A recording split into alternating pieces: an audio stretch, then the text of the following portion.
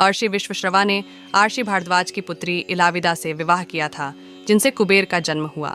विश्वश्रवा की दूसरी पत्नी कैकसी से रावण, कुंभकर्ण, विभीषण और सूर्पणखा पैदा हुई थी। मंदोदरी से रावण को जो पुत्र मिले उनके नाम हैं मेघनाद, महोदर, प्रहस्त, विरूपाक्ष, भीकम, वीर। कहते हैं कि धन्य मालिनी से अतिक्या और त्रिशिरार नामक 2 पुत्र जन्मे, जबकि तीसरी पत्नी के प्रहस्त था नरांतका और देवतांका नामक पुत्र थे। 1. मेघनाद का जन्म। मेघनाद रावण और मंदोदरी का सबसे ज्येष्ठ पुत्र था, क्योंकि रावण एक बहुत बड़ा ज्योतिष भी था, जिसे एक ऐसा पुत्र चाहिए था जो कि महाबलशाली और महाप्रतापी हो। इसलिए उसने सभी ग्रहों को अपने पुत्र की जन्म कुंडली के 11वें लाभ स्थान पर रख दिया, परंतु रावण की प्रवृत्ति से परिचित शनिदेव 11वें स्थान से 12वें स्थान व्यय हानि स्थान पर आ गए, जिससे रावण को मनवांछित पुत्र प्राप्त नहीं हो सका। इस बात से क्रोधित रावण ने शनिदेव के पैर पर प्रहार किया था।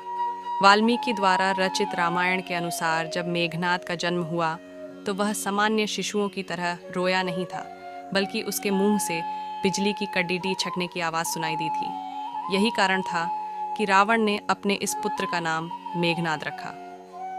2. मेघनाद का परिवार। मेघनाद की पत्नी का नाम सुलोचना। कहते हैं कि इसकी एक और पत्नी थी जिसका नाम नागकणा था, जो पाताल के राजा शेषनाग की पुत्री थी। 3. स्वर्ग विजयी। मेघनाद अपने पिता की तरह स्वर्ग विजयी था। उसने इंद्र को पराजित कर दिया था। इंद्र को परास्त करने के कारण ही ब्रह्मा जी ने इसका नाम इंद्रजीत रखा था। मेघनाद का मूल नाम घननाद था, लेकिन इंद्र को हराने के बाद उसे इंद्रजीत, वासवजीत, शक्रजीत, इंद्र कहा गया। 4. ब्रह्मा का वरदान बंधक। इंद्र को छुड़ाने के लिए जब ब्रह्मा ने आज्ञा दी तो मेघनाद ने इंद्र को बंधन मुक्त कर दिया था। इस पर ब्रह्मा ने कहा, वरदान मांगो। तब मेघनाद ने अमृता का वर मांगा, लेकिन ब्रह्मा ने कहा कि यह देने संभव नहीं, लेकिन उन्होंने इसके समान ही वर जरूर दिया। वर अनुसार अपनी कुल देवी प्रत्यांगिरा के यज्ञ के दौरान मेघनाद को स्वयं त्रिदेव नहीं हरा सकते और नहीं मार सकते थे। 5. मेघनाद के गुरु। मेघनाद ने शुक्राचार्य और साक्षात महादेव से शिक्षा प्राप्त की थी।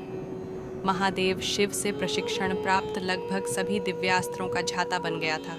किशोरावस्था की आयु होते होते इसने अपनी कुलदेवी निकुंभला प्रत्यांगिरा के मंदिर में अपने गुरु से दीक्षा लेकर कई सिद्धियां प्राप्त कर ली थीं। जब मेघनाद युवा अवस्था में पहुंचा तो उसने कठिन तपस्या के बल पर संसार के 3 सबसे घातक अस्त्र ब्रह्मास्त्र, पाशुपतास्त्र और वैष्णव अस्त्र प्राप्त कर लिए थे। ऐसी वीडियो देखने के लिए और पार्ट 2 देखने के लिए हमारे चैनल को सब्सक्राइब करें।